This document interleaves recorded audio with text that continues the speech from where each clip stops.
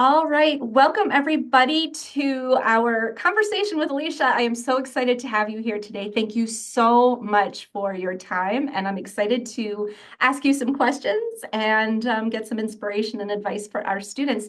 So, will you go ahead and just introduce yourself, when you graduated, what program you did, and what you're doing now? Yeah. So my name's Alicia Mazzara. I graduated from Trachtenberg in 2012 with my MPP. I'm currently the Director for Strategy and Equity and Public Policy at the Center on Budget and Policy Priorities, which is a think tank in DC. We work on a lot of different anti-poverty programs. Wonderful. Well, thanks again for being here. I know there's a lot of interest in the center as well, so I'm really excited to have you here. But we're talking more about you today, and your career path and also advice that you have as somebody who hires people as well. So let's start with what is the best networking advice you've either received or maybe given? Yeah. So I think like as someone who like the thought of entering into like a crowded happy hour and trying to like elbow into a conversation with strangers just like gives me anxiety even today. I think a really good piece of advice I was given is that like networking does not have to look like that. It can take a lot of different forms, including just a lot of one-on-one conversations, like reaching out to people and setting up a coffee or a Zoom call. And then most people are actually pretty happy to do that. And so I think once I learned that, that felt a lot more comfortable. And I think another piece of advice that was really valuable, right, is like you are asking like strangers sometimes to do you a favor. And that can feel like, oh, how can I do that? They don't even know me. Why would they do that for me? Um, I would say I can probably count on one hand the number of times someone like turned me down for one of these interactions because actually they get something out of it too. And so also when I get asked to like do informational interviews or things like that, there's also something that I get out of it. So just a reminder that like it actually is a two-way street. You're not just the only person asking for something in it, but so don't feel so bad about or guilty that you're going to necessarily put people out, right? I want to follow up on that a little bit because this comes up all the time. People will say, I feel really badly. I'm just a student and I'm bothering this person. When you say you get something out of it, can you give us a little bit of a sense of what that is? Yeah. So first of all, chances are like that people in my personal life don't always want to hear me prattle on in great detail about my job in the way that sometimes like students or alumni like they're like I work in this field too or I want to break in this field so I'm going to ask you like really specific questions or like philosophical things about policy but like I might not get to have that conversation with other people or I might not get to have it without someone being like wow that's really boring. So it's actually kind of nice to like talk shop and I also think sometimes folks ask questions that are kind of asking you to reflect, kind of like in the conversation we're having now. And it is sort of nice to sort of step back and reflect, be like, what is good advice? What would you tell yourself? What would you tell someone? And that's sort of just like I think a nice thing to be able to sort of have a moment to like have that time to think about that we often don't have. So I actually think that it is, there's some enjoyment and that's just me. I'm sure there are people who don't, and they probably won't say yes to an informational interview, but chances are if someone will, they do find something enjoyable out of it. That's great. That's great to hear. And I think the part about counting on one hand the number of times people said no, Trachtenberg alums almost never say no. So Yeah. that's terrific. Okay, wonderful advice. So next question. What specific action did you take, have you taken, would you recommend taking that significantly impact any of your job searches? Yeah. So, I feel I would say I am pretty hesitant to apply to a job unless I feel really excited about it and feel like it's really clear that I'm a good fit for it. Because if I don't feel those things, I think it comes through in the application that I'm like not that jazzed about it or I don't really know what this organization does. And I think also from the hiring side, that kind of comes through too. So I guess my advice is really like be targeted, be clear about what you want, and really focus on quality over quantity. I know there's like this I think pressure sometimes to be like, well, let me maximize my chances by applying to lots of things. And that just has not, in my experience, been successful. So I actually feel like I haven't, in some ways, I feel weird answering this question. I'm like, I haven't submitted that many job applications, but it's because like I've really just taken the time to really dig in on the ones where I was like, this is something where I really, if this came through, I would want it.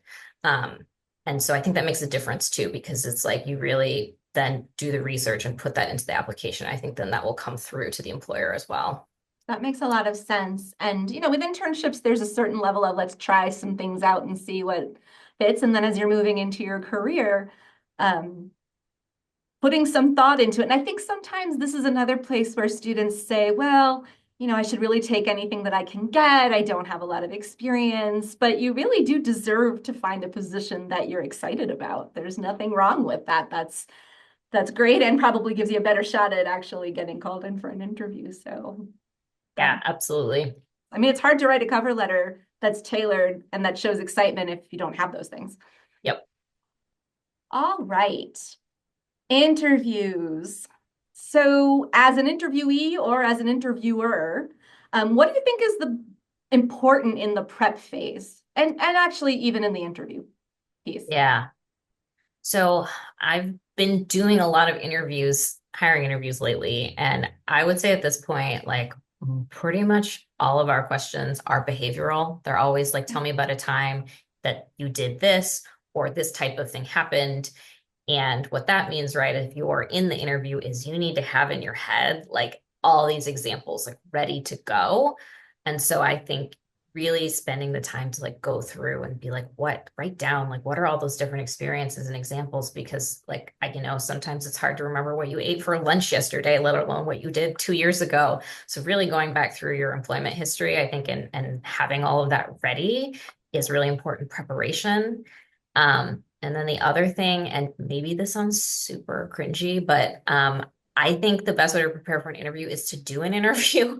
And so if that means asking like a friend or a family member to pretend to interview you, if that means pretending to interview yourself in front of a mirror or like your computer, I say do it because like you won't pick up on, I don't know, you might be like, oh, I'm doing this weird thing with my hands, or my voice is really flat, or whatever it is. You won't kind of know and be able to speak in this sort of way that feels natural if you haven't practiced doing it. And so I think that is honestly the best way to prepare is to just like pretend that you're actually interviewing or mock interview. We do mock interviews with students. Students don't always want to do them because it is really kind of awkward Yeah. feeling. Also, LinkedIn has a new function or a relatively new function where you can record yourself answering behavioral questions and watch the video, and you can even send the video to your LinkedIn connections. So lots of ways you can do that. No excuses to not practice anymore. Okay, thinking back a bit, how did you showcase your capstone to potential employers, or what role were you able to make your capstone play? Yeah. I remember the career staff at Trachtenberg helped me figure out how to put it on my resume, like as an item, like as a pro bono consultant, and to list the client like as an employer and to actually be able to describe it so that it was like its own standalone item on my resume, which then I remember in like my first interviews coming out of the program, employers would ask about it. And then I'd have a chance to talk about it because it was there in my resume in this sort of formalized way. But I also think like to the earlier point around like, a lot of interview questions are behavioral now. Think about what are like examples of skills or lessons or things you learn from that capstone and then have those ready to talk about, right? And then you can then hopefully slot them in if it comes up in the interview and it's like relevant.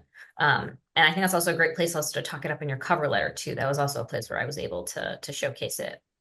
Yeah, I think that's great. Sounds like you took full advantage of it. And I think sometimes students forget that that's an actual experience that you can use to market yourself. And if you don't talk about it, they're not going to know about it. So that's great. And obviously, our office helps with that, as you just mentioned. Okay, this one is our last question. What action have you taken or maybe, suggested that other people would take that you think has just been impactful on your general career advancement? This is a really good question. I had to think about this one for a little bit. And I think for me, what has been really helpful is taking advantage of either when it's been offered by an employer or honestly investing my own resources into career and leadership and management coaching, particularly at points where I've kind of been at this like inflection or decision point in which I'm like, I don't know what my next step is, or, I liked doing this for a while, but it's been 3 years, 5 years, and I'm kind of over it. Like, what's my next thing? And like, this has happened where I'll get into a job and be like, I thought this was my dream organization, and it's not. Like, now what do I do? And so having someone who is like outside of your workplace and honestly your personal life too to talk to about this, like a neutral third party, is super valuable. And it's also like time to really just focus on yourself and what you want or what your values are, what your goals are. And so without anybody else's kind of influence, right? Because like, you might have the greatest boss in the world, but maybe she doesn't want you to leave because you're a great Right. employer. Or maybe your partner's like, well, I don't want you to take a pay cut. And here's why.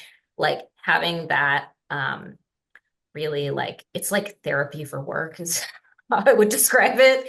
And that's been so huge for me to figure out when those sort of like shifts and steps have needed to happen. Having someone like that has been huge. Terrific. And of course, alums get career services for life. So that's one possibility, one avenue that you can pursue. Yeah. This is great, Alicia. Thank you so much for answering all of these questions. And I am sure inspiring our students. Really appreciate your time. Well, you're so welcome. All right. Well, take care.